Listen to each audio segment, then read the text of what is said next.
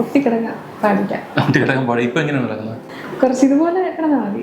ഇതുപോലെ ഇരിക്കും. ഇതിനപ്പുറം തൊട്ടില്ല. ഇപ്പോൾ ഓൾറെഡി ഹെയർ ഒട്ടി തന്നെയാണ് കിടക്കുന്നത്. ചിലപ്പോൾ ഇതിനേക്കാളും കുറച്ചൊരു ബൗൺസിങ് കാണും. ഈ ഒരു ഫ്ലാറ്റ് ലുക്ക് ഇപ്പം ഓയിലൊക്കെ വെച്ചിട്ട് അല്ലെങ്കിൽ ഹെയർ വാഷ് ചെയ്തിട്ടുള്ളതെന്ന് തോന്നുന്നു. അപ്പോൾ അതിൽ വരുന്ന ഫ്ലാറ്റ് ലുക്കാണിത്. അപ്പോൾ ഇത്രയും വരത്തില്ല നമ്മൾ ബോട്ടോസ് ചെയ്യുമ്പോഴും. അതിന് ഓവറായിട്ട് അങ്ങനെ ഫ്ലാറ്റ് ആയി പോകത്തില്ല. പിന്നെ ഫ്ലാറ്റ് ആവുന്നത് ഹെയർ ഈ ഒരു സ്ട്രെയിറ്റ് ലുക്കിലോട്ടാണ് ഇവിടെയൊക്കെ വരുന്നത്. ബോട്ടം എങ്ങനെ വേണം? നാച്ചുറൽ വേണോ? സ്ട്രെയിറ്റ് ലുക്ക് വേണം. ലെങ്ത് എങ്ങനെ കീപ്പ് ചെയ്യണോ? ഇത്രയും ലെങ്ത് വേണം. നമുക്ക് ഹെയർ കളർ ഒരു ബർഗണ്ടി ഷെയ്ഡ് കൊടുക്കാം. ബർഗണ്ടി ഷെയ്ഡ് ആകുമ്പോഴത്തേക്കും ഫോട്ടോസ് ചെയ്ത് കഴിഞ്ഞാൽ ആ ഒരു കളർ അതുപോലെ തന്നെ നിൽക്കും. അപ്പം വളരെ ചെറിയ സ്റ്റെപ്പ് മതിയല്ലോ. അങ്ങനെ വളരെ ലൈറ്റായിട്ട് ഉണ്ടാൽ മതി. ഓക്കെ, അപ്പോൾ നമുക്ക് സ്റ്റാർട്ട് ചെയ്യാം.